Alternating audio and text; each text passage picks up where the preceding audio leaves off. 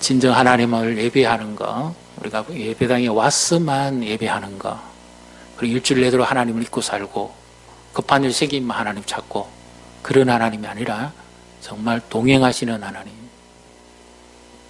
함께 하시는 아버지, 그것이 진정한 삶이고 우리 성도의 축복이죠. 코로나가 참 시작되고 확산될 때에요, 모 부처에서 공적 자금을 가지고 무속인을 불러다가 구술한 적이 있습니다. 코로나 정도 같으면 얼마든지 구도해서 물리칠 수 있다. 공적 이름으로 내걸고 구판을 벌렸습니다. 결과는 어떻게 됐을까요? 아무 효임이 없었습니다. 사람은 급하면 눈에 보이지 않는 하나님보다는 눈에 보이는 하나님을 찾습니다. 자기가 직접 못 나가면 주술이나 영매자를 통해서 그 문제를 해결하려고 합니다. 심지어 신앙인 중에서도 하나님을 믿는다고 하면서도 너무 급할 때는 보이지 않으시는 하나님 도움보다는 눈에 보이는 무언가에 의해서 위로받고 그 형상 앞에 가서 빌고 그래 하면 마음이 좀 위안이 되는 듯한 이런 생각을 가지기도 합니다. 그래서 이 코로나가 구판으로도 안 되고 신의 이름으로 안 되니까 그때부터 정부 부처에서 나온 말이 하나 있습니다. 그게 뭔지 아십니까? 코로나는 과학으로만 된다. 그 이후부터 사회적 거리두기 이렇게 방역을 해서 다 진행했지만 실제로 나중에는 또 다른 게 있습니다. 그래서 우리는 하나님을 예배하고 그 하나님을 영화롭게 하고 하나님과 함께 살아갈 수 있다는 그 사실, 하나님 우리 아버지고 동행하며 그 하나님을 만날 수 있다는 이 놀라운 은총, 우리는 하나님의 자녀여 예배자인 줄 믿으시기를 주님의 이름으로 축복합니다. 오늘도 우리의 예배의 감격이 회복되기를 원합니다. 오늘 말씀은 지난주에 이어서 노아가 드디어 홍수가 물이 감해지고 하나님 말씀에 13절에 보면 이제 너와 너 가족과 너 며느리와 그리고 들짐승과 날짐승과 땅에 기는 모든 짐승들을 다 방주 밖으로 나와라. 그래서 그 말씀을 듣고 나와서 이제 노아가 제일 먼저 한 일은 하나님 앞에 정결한 짐승을 잡아서 제단을 쌓고 번제를 드립니다. 그때 하나님께서 복을 명령하시고 하나님께서 그와 동행해 주시는 새로운 세계가 열립니다. 이 말씀을 보시면서 뭔가 조금 이상하다 생각 드시는 부분 없습니까? 방주에서 나오라니요. 이 홍수 심판으로 물이 온 세상을 뒤덮은 기간이 몇 년이 얼마입니까?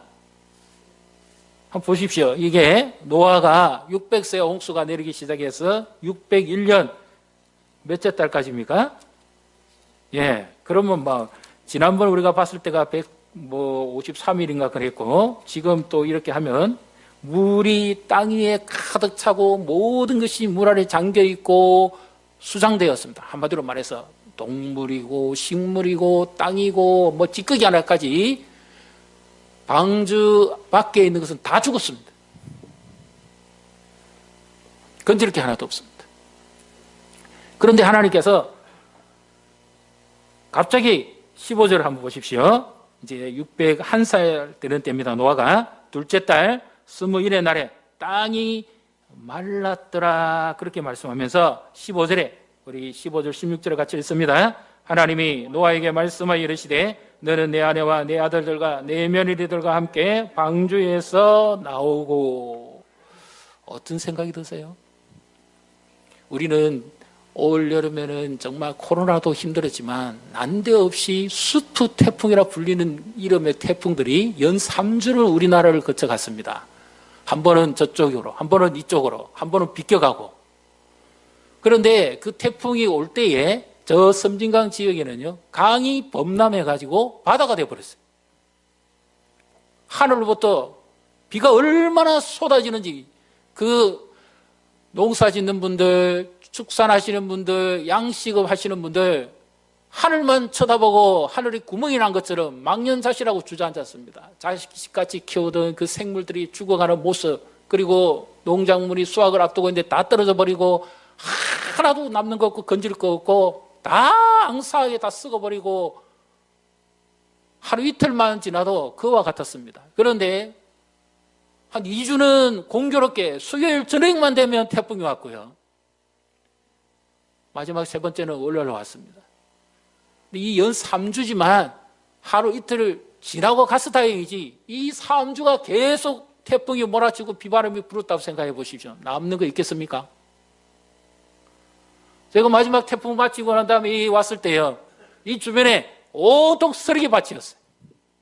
전부 쓰레기 자재고 건물 뭐 조각이고 뭐 현수막 찢어지는 거, 간판 떨어진 거, 심지어 이 가까운 건물은 벽면이 그냥 다 빗겨져 버렸어요. 남는 게 하나 없습니다. 그런데 물이 자그마치 1년 가까이입니다. 1년 가까이 물이 가득 차 있고 하나님께서 말씀하시고 물이 빠지긴 했지만 밖에 나와서 어떻게 살아란 말입니까? 이해되십니까? 그 방주 안에는 정결함 짐승, 부정한 짐승, 육짐승, 날짐승, 뭐 기는 짐승 다 있습니다. 예를 들어 동물원에 한 연구를 해봤는데 코끼리가 하루 먹는 그 자기 먹는 분량이 어느 정도 되는지 아십니까? 코끼리가 3끼를 먹는지 2끼를 먹는지 모르지만 하루에 코끼리가 먹는 게 몇 톤을 먹는다 그래요. 그러면 그 코끼리가 뭐 몇 쌍이 들어갔는지 생각이 밖에 나온다 생각해 보시죠. 이 많은 음식을 어디서 다 준비합니까? 지금은 방주 밖으로 나오라 하시면 안 됩니다. 차라리 방주 안에 있어서 하나님께서 계속 먹을 거 주시고 잠자리 보존해 주시고 그렇게 하셔야 되죠. 그 방주 안에 그 얼마나 많은 짐승이 있습니까? 노아 8식구가 뭐 온갖 거대한 짐승들 다 안 있었겠습니까? 심지어 아이들은 공룡 어디 있느냐고 자꾸 물어보는데, 그러면 그걸 다 먹이고 다 치덕거리하고 배변 활동 다 하고 정리하고 하려면 노아가 방주 안에서 안식을 할 수 있었겠습니까? 죽을 고생이었겠습니까? 방주의 크기가 축구장 뭐 6분의 1 정도 된다고 이렇게 이야기하긴 합니다만은 그 많은 양식을 어디서 다 구합니까? 태풍이 3주만 연달아 와서 모든 것 다 떠내려가고 다 엎어지고 다 날아가 버리고 없는데 온 세상이 천지가 물에 다 잠겼는데 방주에 나와서 어떻게 살아라고요? 하나님이 너는 딴 사람들 다 죽을 때 그래도 나는 너에게 은혜를 베풀었으니까 감지 덕지하고 이제 살아라. 살려준 것도 어딘데? 그런 말씀일까요?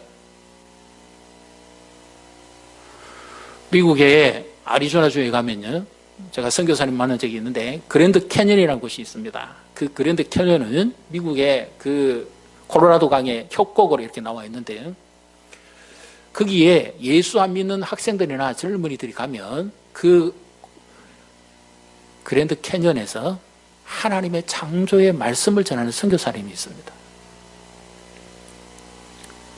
그 협곡에 그 깊이 파인 그 성이 노아 홍수를 그대로 보여준다.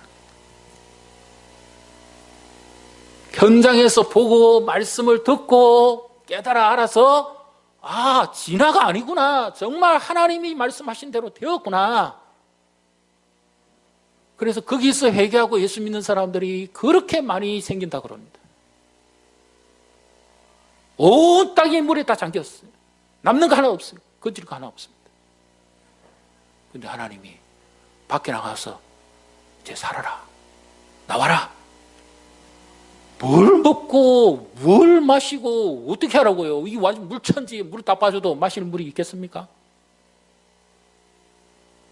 하나님이 너무 무관심하시고 무책임하신 분 아닌가요? 우리가 살아가는데 지금 코로나 일이 힘들고 어려운데 님 말씀만 믿으면 돼. 너무 무관심하시잖아요.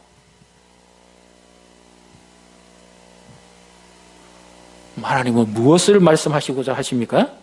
우리 8장 1절을 한번 보겠습니다. 우리 지난주에 보셨는데 8장 1절 우리 같이 읽습니다. 하나님이 노아와 그와 함께 방주에 있는 모든 들짐승과 가축을 기억하사 하나님이 바람을 땅 위에 불게 하심에 물이 줄어들었고. 하나님이 기억을 하십니다. 노아와 가족들이 얼마나 그 육지에서도 아니고 방주 안에서 더군다나 물 위에서 일정한 공간 안에서 좁게 살아가는 것이 얼마나 힘들까요? 얼마나 불편하겠습니까? 그리고 그 많은 짐승들 누가 해야 되겠어요? 뭐 짐승들 다 책임지고 돌봐야 되니까. 근데 하나님께서 긍휼히 여기사 노아를 생각하시고 그 짐승들을 들짐승, 날짐승, 기는 짐승을 생각하셔가지고 어떻게 됩니까? 여기 하나님이 기억하셨다는 말은 누군가에 의해서 요청받아서 하나님이 겨우 그래 내가 한번 네 생각해 줄게, 기억해 줄게, 불쌍하지? 이게 아닙니다. 하나님이 스스로 자기 마음을 자극시켜가지고 계속 기억하셨다는 겁니다. 그래서 하나님이 기억하실 때마다 어떤 일이 벌어집니까? 물의 높이가 점점 감해집니다. 하나님 우리를 기억하시면 우리의 삶의 모든 형편들이 점점 회복되는 줄 믿으시기를 바랍니다. 어쩌다가 한번 생각해 주는 거 아니에요. 내 잊지 않을게. 인간의 약속이 아닙니다. 맹세코 내가 너를 잊지 않는다. 그거 아닙니다. 지속적으로 하나님이 스스로 땅에 기는 짐승 하나에까지 기억을 하셔가지고 물을 점점 감합니다. 이 물을 감할 때 어떤 일이 벌어지죠? 하나님께서 바람을 불러서 물을 감하게 한다 했습니다. 이 바람은 어떤 바람이라고요? 바람은 생명의 바람, 성령의 바람입니다. 그럼 보십시오. 물 위에 떠 있는 방주 안에는 생명이 있고 물 밑에는 다 죽었습니다. 모두가 심판이요 죽음입니다. 생과 사를 구분하는 유일한 기준은 방주 안에 있느냐 방주 밖에 있느냐 그거밖에 없습니다. 그런데 하나님께서 이 죽음의 물의 깊이를 점점 낮춥니다. 그리고 마침내 오늘 말씀에 보면 말랐더라 되어 있죠. 땅이 말랐더라. 그런데 어떤 일이 벌어집니까? 하나님이 말씀하십니다. 15절에 여호와께서 노아에게 말씀하시기를. 하나님께서 말씀하시고 성령이 물기를 낮추니까 어떤 일이 벌어집니까? 창세기 1장에 하나님이 이르시되 빛이 있으라 하심에 빛이 있었고 하나님이 하늘들과 땅을 창조하시니라. 하나님이 말씀하신가 성령의 역사하심 안에 그 밑에 땅은 새로운 세계가 창조되어 버리는 겁니다. 믿습니까?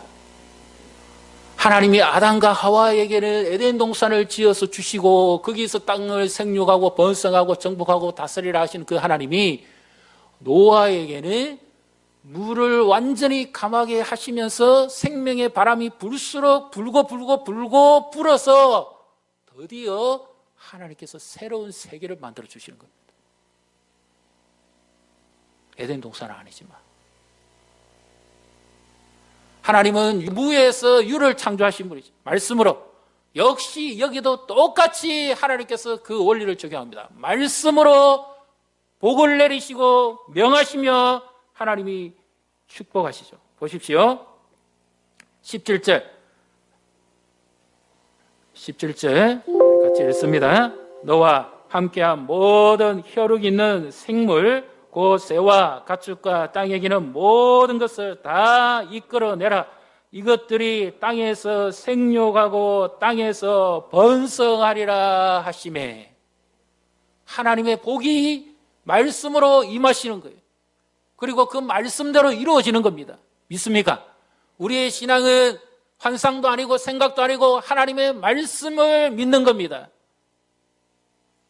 그래서 이사야 55장에 하늘이 비나 눈을 내려서 땅이 적셔져서 여기서 소출이 나고 열매를 맺은 같이 여호와의 입에서 나오는 말씀도 내게서 나가서 결코 헛하는 대로 떨어지지 아니하고 반드시 열매를 맺고 형통하게 할 것이다. 너희는 평강을 얻을지어다.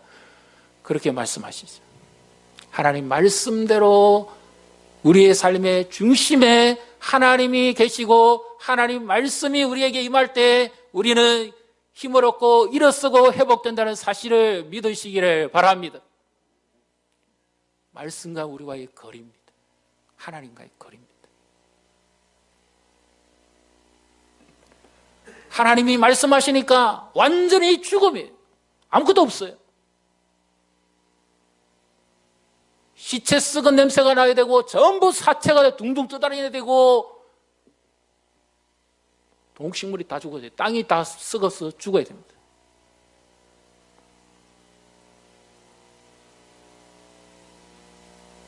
아무도 가꾸지도 심지도 돌보지도 않았습니다. 그런데 거기서 하나님이 새로운 세계를 열어주시는 거죠. 그리고 새로운 복을 그에게 내립니다. 우리의 삶이 아무리 어렵고 힘들어도 우리의 마음의 중심에 하나님을 모시고 그 말씀을 믿고 살아갈 때 하나님께서 우리에게 때를 따라 돕는 은혜로 도우시고 함께 하신다는 것을 믿으시기를 바랍니다. 아까 보았던 그 영상의 그 주인공 죽을 고비를 넘겼습니다. 죽음의 직전에서 하나님을 만나고 그의 삶은 변화됐습니다. 바뀌었어요. 하나님을 찬양하는 자가 됐습니다. 하나님의 영광을 보았습니다. 오늘도 하나님 우리를 생각해 주시면, 하나님 우리 가정을 기억해 주시면, 하나님 우리나라를 기억해 주시면, 하나님이 도우시면 모든 것이 부족한 가운데서도 새로운 세계, 새로운 미래, 새로운 소망이 이루어질 줄 믿으시기를 바랍니다. 그래서 노아가 제일 먼저 나와서 하나님 앞에 하는 일이 뭐죠? 일이라기보다는 잘 하십니다. 20절 우리 같이 읽습니다. 노아가 여호와께 제단을 쌓고 모든 정결한 짐승과 모든 정결한 새 중에서 제물을 지하여 번제로 제단에 드렸더니, 그래서 그 새로운 세계를 열어주신 그 하나님 앞에 길고도 긴 시간이잖아요. 언제 끝날런지 얼마나 지긋지긋했을까요? 얼마나 피곤했을까요? 얼마나 두렵고 무서웠을까요? 언제 빛을 볼런지, 언제 땅에 닿을런지, 언제 발을 한번 땅에 디뎌볼런지 얼마나 힘들었겠습니까? 우리가 코로나 때문에 언제 그칠런지, 언제 이 마스크라도 좀 벗을런지, 언제 밥이라도 한번 마음껏 같이 먹어볼런지 1년 다 돼갑니다. 그러나 하나님은 그날도 헤아리시고 기억하시는 분이라는 사실을 믿으시기를 바랍니다. 인내하고 기다리면 이제 곧 그날이 우리 앞에 속히 다가올 겁니다. 그래서 우리는 노아가 얼마나 그 하나님의 그 모습을 보고 놀라고 감격했던지 제일 먼저 와서 스스로 하나님 앞에 단을 쌌습니다. 하나님의 영광을 보고 그 감격이 어땠을 것 같습니까? 방주 밖에 있었던 자기 친구들이나 나머지 사람들, 그 많은 사람들이 다 죽었는데 자기 가족들만 살았으니까 얼마나 놀랬을까요? 그리고 얼마나 하나님 무슨 분인 줄 알았을까요? 그리고 하나님이 얼마나 약속대로 지키시는 분인 줄 깨달았을까요? 그래서 하나님 앞에 감격해서 예배를 드립니다. 나를 구원해 주신 그 하나님 은혜에 감사해서, 그렇지 않으면 자기도 똑같이 송장이 돼가 물에 둥둥 떠다녀 있어야 될 거 아닙니까?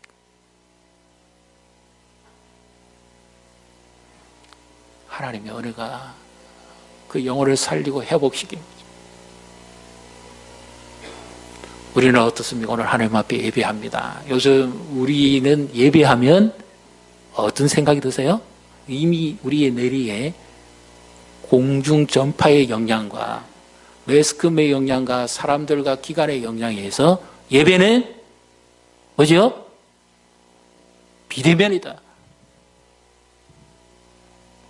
이제는 성경이 기억나는 게 아니라 예배는 비대면이다. 예배하러 오면 스마트폰에 문자가 옵니다.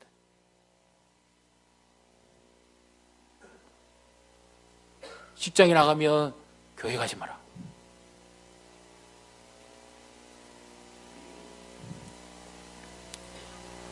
그러니까 우리 예배가 이제는 진정한 예배가 뭔지 예배가 상실돼 버렸어요. 하나님이 중심에 거하시고 그 예배가 되어야 되는데 예배는 비대면이야. 그리고 심지어 뭡니까? 예배는 온라인이다.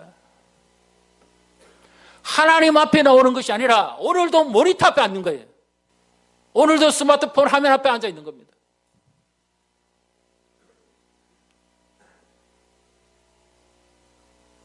그러니까 진정한 예배가 뭔지를 모르게 됩니다.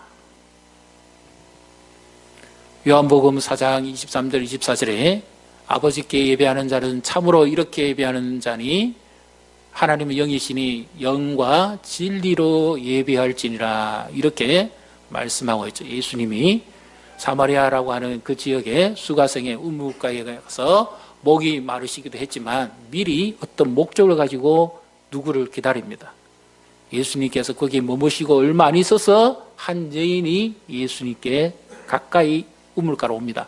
그때 예수님께서 그 여인에게 내게 물 좀 달라고 그렇게 말씀합니다. 그랬을 때 이 여인이 당신은 유대 남자고 나는 사마리아 여자인데 왜 나에게 물 달라고 그러느냐. 그리고 이 물은 깊어서 물을 끼기도 어렵다. 그래서 예수님께서 하신 말씀이 어떤 말씀이죠? 여인이여, 너에게 물 좀 달라는 자가 누구인 줄 알았으면 네가 그에게 생수를 구했을 것이다. 이 여인은 매일 이 아침에 와서 이 우물을, 야곱의 우물가로 하는 이 우물에서 두레박을 내려가지고 물을 길어가지고 그래가지고 집에 가서 먹고 다시 그 다음날 아침이면 정확하게 와서 다시 물 길러 가는 인생이 가난 여인입니다.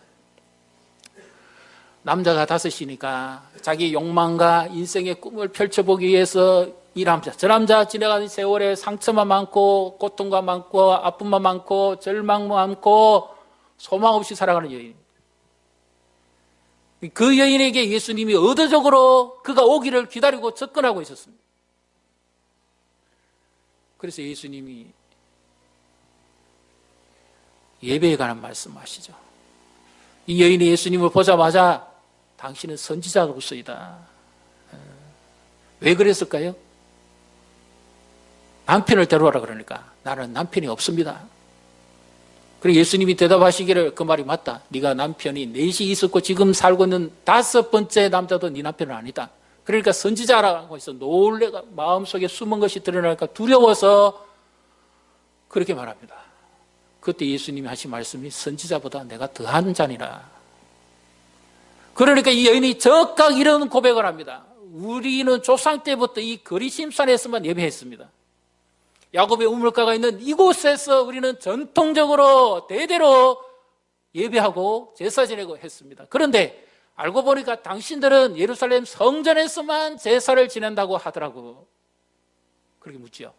그때 예수님이 어떻게 말씀합니까? 여인이여, 내 말을 잘 들으라. 이 거리심산에서도 아니고 예루살렘 성전에서도 아니고 아버지께 예배할 때가 오는데 진짜 참으로 예배하는 자들은 이와 같이 하나님 앞에 예배할 것이다. 이 거리심산에서 여호수아가 정복할 때에 세겜 언약, 거리심산, 축복의 산, 에발산, 저주의 산을 놓고 맹세하면서 했던 그 약속대로 여기서 예배하는 것이 예배가 아니고 그들은 장소적 예배를 이야기한 겁니다.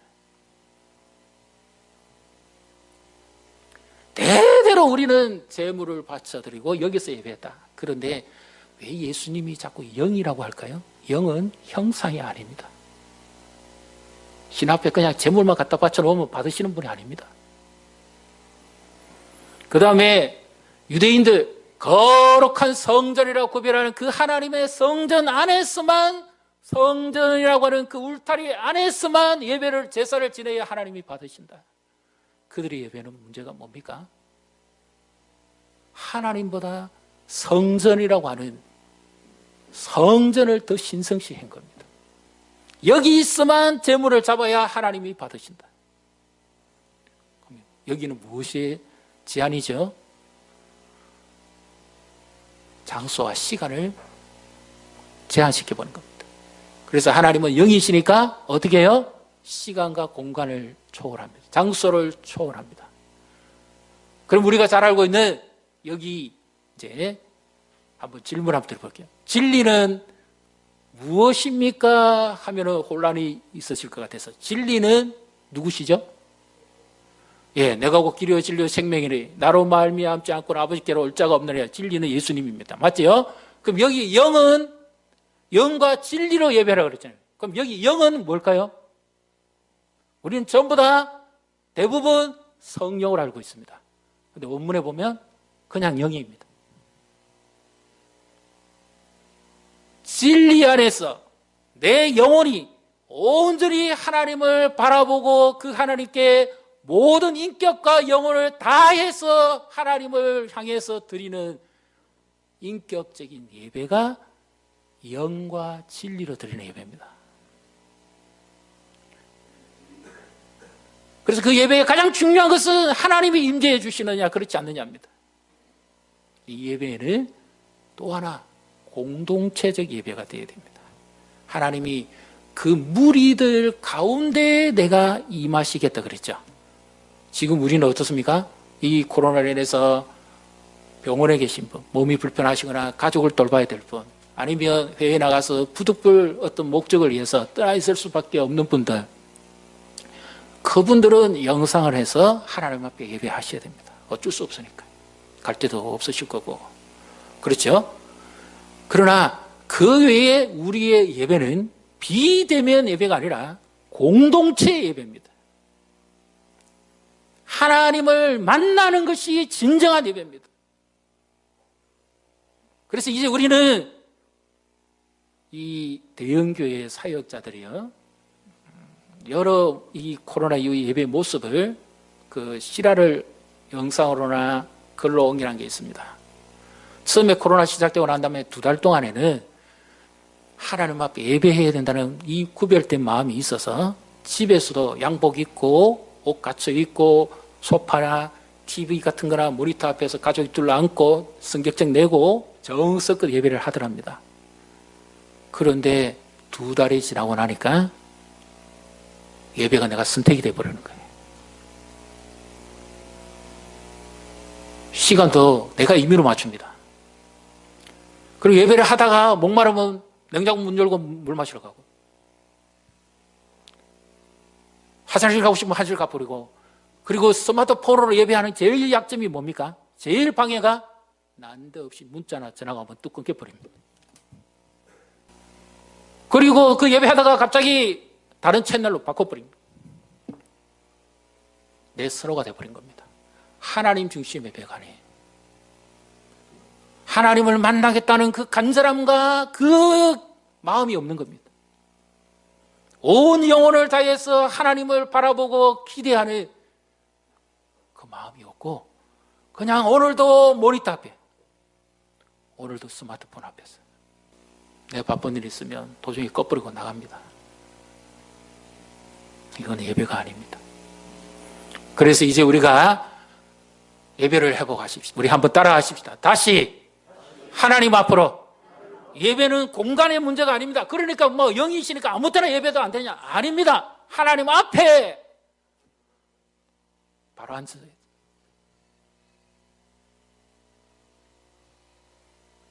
그래서 우리의 무너진 신앙을, 예배를 회복해야 됩니다.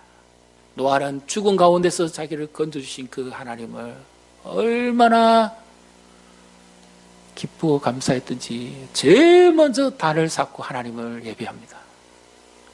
아브라함은 가는 곳마다 자기 집보다도 먼저 하나님 앞에 단을 쌓고 예배합니다. 예배하는 자의 축복을 누리시기를 바랍니다. 에베네셀의 하나님, 블레셋 군대가 쳐들어와도 하나님 앞에 예배하고 제사를 지내니까 하나님께서 블레셋 군대를 다 물리쳐 주십니다. 여기까지 우리를 인도하시나. 하나님 말씀 중심 예배, 그 주님을 가까이 하는 바로 이와 같은 우리의 마음이 회복되는 것이 진정한 예배입니다. 요즘 참 안타까운 일들이 많습니다. 코로나 때문에 이웃교회, 가까운 교회에 새벽 기도도 못 갑니다. 그러니까 어떤 분은 새벽에 신앙을 기다리면서 거기 앉아 계신 분도 있어요.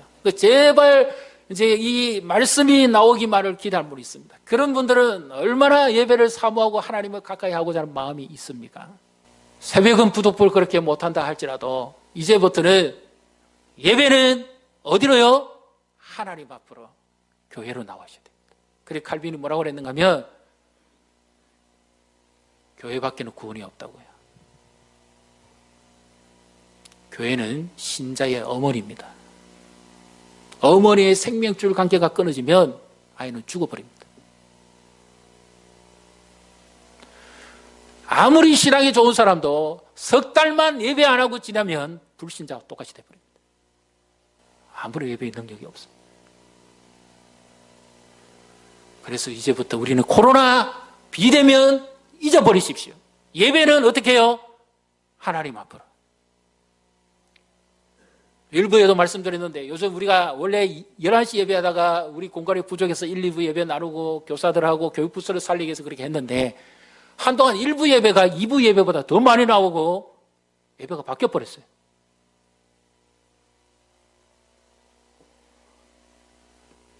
그래서 이제 우리가 이 2부 예배를 우리가 더 살리시고 이제 여전히 예배에 나오기를 주저하시는 분들, 그분들 우리가 이번 우리 추수감사주일을 11월 우리 해마다 첫째 주 하다가 이번 코로나 때문에 사정이 그래서 한 주 늦췄습니다. 그래서 11월 8일 주일날 합니다. 이번에는 우리가 예배를 회복하는 추수감사주일이 되기를 바랍니다. 우리 자녀들부터 시작해서 우리 모두가 함께 예배의 현장에 나와서 그 하나님을 만나고 이 코로나의 어렵고 힘든 상황이지만 여기까지 우리를 인도하시고 보호해 주시는 그 하나님을 예배하고 그리고 우리를 다시 갈 길을 여시고 새로운 삶을 열어주시는 그 하나님을 예배하는 축복된 예배가 되기를 주님의 이름으로 축복합니다.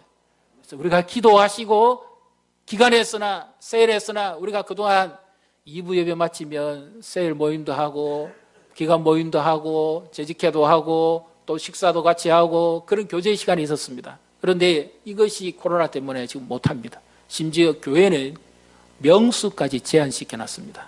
교회에서 방역 지침을 성실히 수행하고 하나님 앞에 거룩하게 예배하고 우리의 믿음을 다시 회복한다면 하나님이 이 홍수 심판 이후에도 새 역사를 이루어 주신 것처럼 그 말씀이 땅에 떨어져서 결코 헛되지 않게 하시고 우리 이 날을 감하시고 새로운 역사, 새로운 은혜를 이루어 주실 줄 믿으시기를 바랍니다. 그래서 우리 예배를 회복해, 무너진 우리의 마음을 회복해, 정말 하나님을 바라보는 중심에 늘 말씀이 있고 그 하나님 중심의 삶을 살아가는 것이 이제 21절 한번 같이 읽습니다. 21절 읽고 이제 마지막으로 적용을 마치도록 하겠습니다. 같이 읽습니다. 여호와께서 그 향기를 받으시고 그 중심에 이르시되 내가 다시는 사람으로 말미암아 땅을 저주하지 아니하리니 이런 사람의 마음이 계획하는 바가 어려서부터 악함이나 내가 전에 행한 것 같이 모든 생물을 다시 멸하지 아니하리니. 우리가 알기로는 사람의 생각이 어려서부터 악하기 때문에 그렇다고 하는데 온 성경은 그렇지 않습니다. 사람의 계획하는 게 어려서부터 악할지라도 그럼에도 불구하고 내가 다시는 이와 같이 심판하지 않을 것이다. 어떤 말씀입니까? 새로운 방법을 하나님이 동원하시겠다는 겁니다. 노아 홍수의 방주 심판 말고 이례적인 거 말고 더 영원한 거 뭐지요? 방주는 죄와 세력이 죽음이 일절 틈 못하게 역청을 발랐습니다. 그러면 이거는 이 방주 홍수 지나갈 때까지 말이죠. 영원한 죄와 사망과 죽음의 그림자가 틈 못하는 거 어딜까요? 예수 그리스도의 십자가입니다. 그 아들을 준비해서 모든 죄를 사하시고 약속대로 예수 그리스도를 구주로 믿고 영접하는 자를 구원하시겠다고 하는 그 아들을 통해서 구원과 심판하시겠다고 하는 하나님의 약속을 여기서 보여주는 겁니다. 그래서 이후에 무지개가 나오는 겁니다. 이 어려운 때에 무엇이 잘 되는 것도 복입니다만 그러나 우리의 믿음이 분명하고 이 구원받은 기쁨, 이 영생의 즐거움을 우리가 무엇과 바꿀 수 있겠습니까? 온 천지를 다 준다 하더라도 영생과 바꾸겠습니까? 많은 사람들은 요즘 100년, 120세를 산다고 해서 좋아하는데 그거하고는 비교가 안 됩니다. 우리는 영원히 사는 자인 줄 믿으시기를 바랍니다. 하나님의 자녀요, 하나님의 축복받은 사람입니다. 예배에서 하나님을 만나기를 기대하시고 예배의 영광을 회복하셔서 모든 죽은 것 가운데서 다시 살아나는 재창조의 역사, 하나님의 생명의 역사가 흘러가는 이런 복을 누리시기를 주님의 이름으로 축복합니다.